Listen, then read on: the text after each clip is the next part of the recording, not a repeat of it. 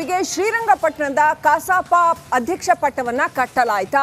ರಾಜಕೀಯ ಒತ್ತಡಕ್ಕೆ ಮಣಿದು ಎಲ್ಲೋ ಒಂದ್ ಕಡೆ ಆ ಕಸಾಪ ಅಧ್ಯಕ್ಷ ಪಟ್ಟವನ್ನ ಕೊಲೆ ಆರೋಪಿಯೊಬ್ಬರಿಗೆ ಕಟ್ಟಲಾಯಿತಾ? ಶ್ರೀರಂಗಪಟ್ಟಣ ಕನ್ನಡ ಸಾಹಿತ್ಯ ಪರಿಷತ್ ಅಧ್ಯಕ್ಷನ ಪಟ್ಟ MB ಕುಮಾರ್ ಎನ್ನುವಂಥವರಿಗೆ ಕಟ್ಟಲಾಗಿದೆ. ಈತನ ವಿರುದ್ಧ ಕೊಲೆ ಆರೋಪ ಇದೆ ಅಂತ ಹೇಳಲಾಗ್ತಾ ಇದೆ. ನುಡಿ ಜಾತ್ರೆಗೂ ಮುನ್ನ ಸಾಹಿತ್ಯ ಪರಿಷತ್ ಟೀಕೆಗೆ ಗುರಿಯಾಗಿದೆ. ಮಂಡ್ಯದಲ್ಲಿ ಡಿಸೆಂಬರ್ ಅಷ್ಟೊತ್ತಿಗೆ 87ನೇ ಕನ್ನಡ ಸಾಹಿತ್ಯ ಸಮ್ಮೇಳನ ನಡೆಯುತ್ತೆ. ಆದರೆ ಕಾಂಗ್ರೆಸ್ ಶಾಸಕರೊಬ್ಬರ ಒತ್ತಡಕ್ಕೆ ಮಣಿದು ಆರೋಪಿಯೊಬ್ಬರಿಗೆ ಅಧ್ಯಕ್ಷ ಪಟ್ಟ ಕಟ್ಟಲಾಗಿದೆ ಅನ್ನುವಂಥ ಆರೋಪ ಕೇಳಿಬಂದಿದೆ. ರೌಡಿ ಶೀಟರ್ ದೀಪು ಎಂಬುವರ ಕೊಲೆ ಪ್ರಕರಣದ 30ನೇ ಆರೋಪಿ. ಆ ಆರೋಪಿಗೆ ಕಸಾಪ ಅಧ್ಯಕ್ಷ ಪಟ್ಟ ಕಟ್ಟಲಾಗಿದೆ. 2015ರ ಜನವರಿ 3ನೇ ತಾರೀಕು ಈ ದೀಪು ಕೊಲೆ ಕೇಸ್ ನಡೆದಿತ್ತು ಅಂತ ಹೇಳಲಾಗಿದೆ. ಸದ್ಯ ಜಾಮೀನಿನ ಮೇಲೆ ಈ MB ಕುಮಾರ್ ಅನ್ನುವಂಥ ವ್ಯಕ್ತಿ ಹೊರಗಡೆ ಇದ್ದಾರೆ ಅಂತ ಹೇಳಲಾಗಿದೆ. ಅಧ್ಯಕ್ಷನನ್ನಾಗಿ ಮಾಡಿ ಅಂತ ರಮೇಶ್ ಬಂಡಿಸಿದ್ದೇಗೌಡ ಪತ್ರ ಬರೆದಿದ್ದಾರಂತೆ. ಆ ಪ್ರಕಾರ ಮಾಡಿ ಎಲ್ಲಿಗೆ ಬಂತ್ರಿ ಕನ್ನಡ ಸಾಹಿತ್ಯ ಪರಿಷತ್ತು?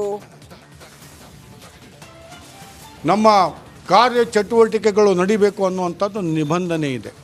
ಆ ನಿಬಂಧನೆ ವಿರುದ್ಧವಾಗಿ ಯಾವುದೇ ಚಟುವಟಿಕೆಗಳು ಇದ್ರೂ ಸಹಿತ ಅದನ್ನು ಅಮಾನ್ಯ ಮಾಡತಕ್ಕಂಥ ಸಾಮರ್ಥ್ಯವನ್ನು ನಾನು ಹೊಂದಿದ್ದೀನಿ.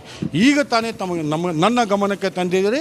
ಅದನ್ನು ಕಾನೂನಾತ್ಮಕವಾಗಿ ನಿಬಂಧನೆಯ ಪ್ರಕಾರ ಯಾವುದೇ ಹಿಂಜರಿತವಿಲ್ಲದೆ ಕಾರ್ಯವನ್ನು ಅದಕ್ಕೆ ಸಂಪೂರ್ಣವಾಗಿರ್ತಕ್ಕಂಥ ಇತಿಶ್ರೀಯನ್ನು ಹಾಡ್ತೇವೆ.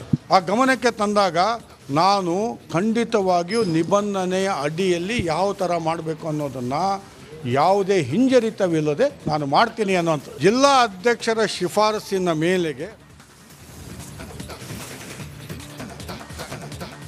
ಕೊಲೆ ಆರೋಪಿಗೆ ಶ್ರೀರಂಗಪಟ್ಟಣದ ಕಸಾಪ ಅಧ್ಯಕ್ಷ ಪಟ್ಟವನ್ನ ಕಟ್ಟಲಾಯಿತಾ?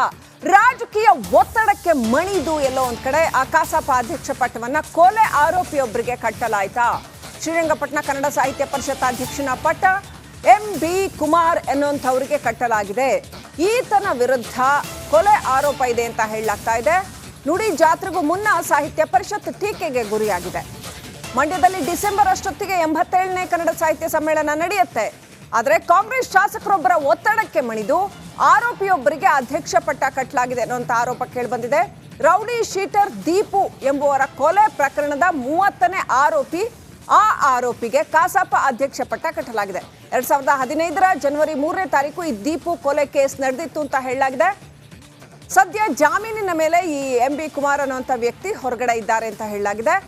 ಅಧ್ಯಕ್ಷನನ್ನಾಗಿ ಮಾಡಿ ಅಂತ ರಮೇಶ್ ಬಂಡಿಸಿದ್ದೇಗೌಡ ಪತ್ರ ಬರೆದಿದ್ದಾರಂತೆ. ಆ ಪ್ರಕಾರ ಮಾಡಿ ಎಲ್ಲಿಗೆ ಬಂತ್ರಿ ಕನ್ನಡ ಸಾಹಿತ್ಯ ಪರಿಷತ್ತು?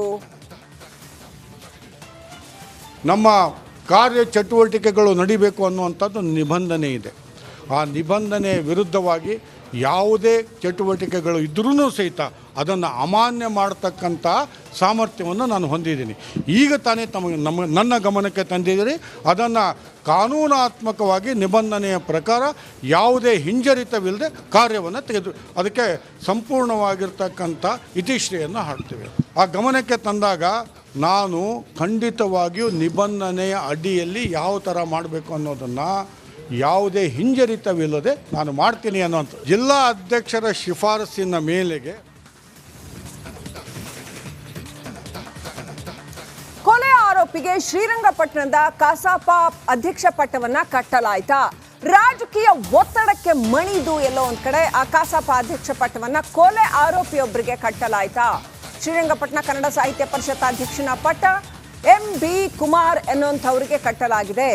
ಈತನ ವಿರುದ್ಧ ಕೊಲೆ ಆರೋಪ ಇದೆ ಅಂತ ಹೇಳಲಾಗ್ತಾ ಇದೆ. ನುಡಿ ಜಾತ್ರೆಗೂ ಮುನ್ನ ಸಾಹಿತ್ಯ ಪರಿಷತ್ ಟೀಕೆಗೆ ಗುರಿಯಾಗಿದೆ. ಮಂಡ್ಯದಲ್ಲಿ ಡಿಸೆಂಬರ್ ಅಷ್ಟೊತ್ತಿಗೆ 87ನೇ ಕನ್ನಡ ಸಾಹಿತ್ಯ ಸಮ್ಮೇಳನ ನಡೆಯುತ್ತೆ. ಆದರೆ ಕಾಂಗ್ರೆಸ್ ಶಾಸಕರೊಬ್ಬರ ಒತ್ತಡಕ್ಕೆ ಮಣಿದು ಆರೋಪಿಯೊಬ್ಬರಿಗೆ ಅಧ್ಯಕ್ಷ ಪಟ್ಟ ಕಟ್ಟಲಾಗಿದೆ ಅನ್ನುವಂಥ ಆರೋಪ ಕೇಳಿಬಂದಿದೆ. ರೌಡಿ ಶೀಟರ್ ದೀಪು ಎಂಬುವರ ಕೊಲೆ ಪ್ರಕರಣದ 30ನೇ ಆರೋಪಿ. ಆ ಆರೋಪಿಗೆ ಕಸಾಪ ಅಧ್ಯಕ್ಷ ಪಟ್ಟ ಕಟ್ಟಲಾಗಿದೆ. 2015ರ ಜನವರಿ 3ನೇ ತಾರೀಕು ಈ ದೀಪು ಕೊಲೆ ಕೇಸ್ ನಡೆದಿತ್ತು ಅಂತ ಹೇಳಲಾಗಿದೆ. ಸದ್ಯ ಜಾಮೀನಿನ ಮೇಲೆ ಈ MB ಕುಮಾರ್ ಅನ್ನುವಂಥ ವ್ಯಕ್ತಿ ಹೊರಗಡೆ ಇದ್ದಾರೆ ಅಂತ ಹೇಳಲಾಗಿದೆ.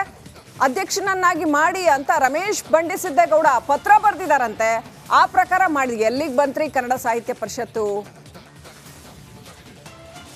ನಮ್ಮ ಕಾರ್ಯ ಚಟುವಟಿಕೆಗಳು ನಡಿಬೇಕು ಅನ್ನುವಂಥದ್ದು ನಿಬಂಧನೆ ಇದೆ.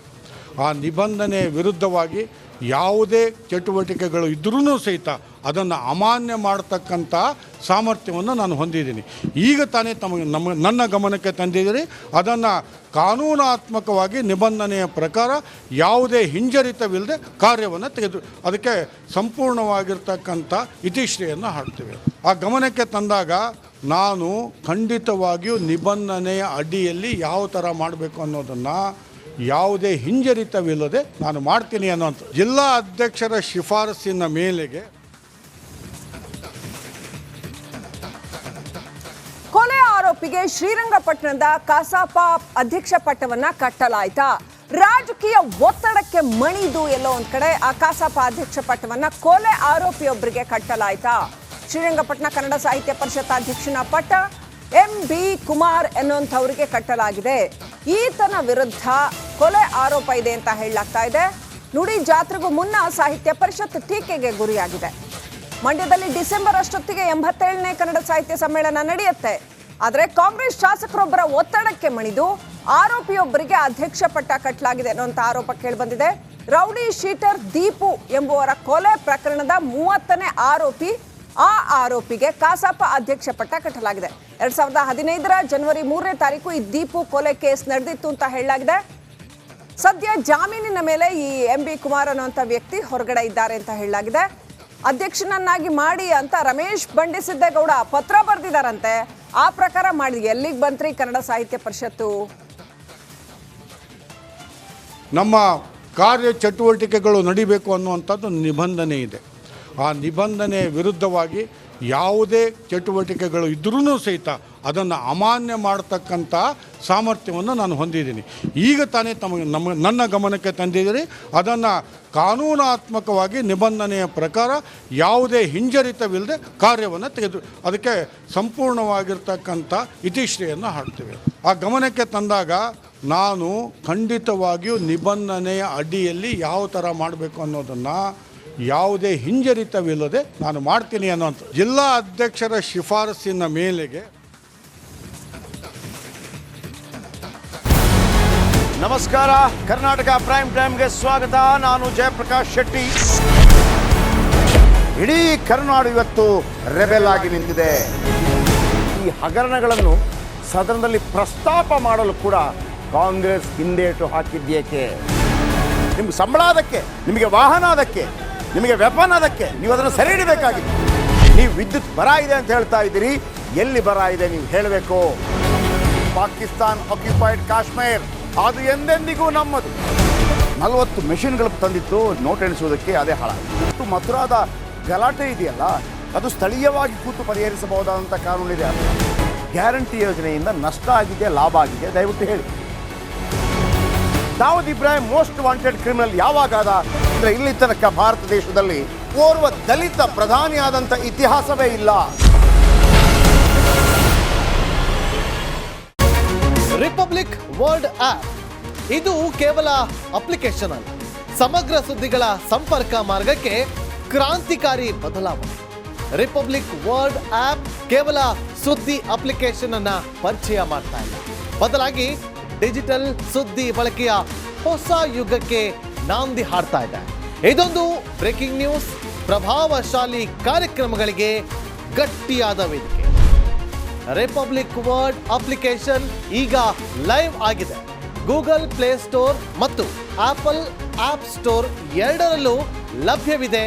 ಈಗಲೇ ಡೌನ್ಲೋಡ್ ಮಾಡಿ.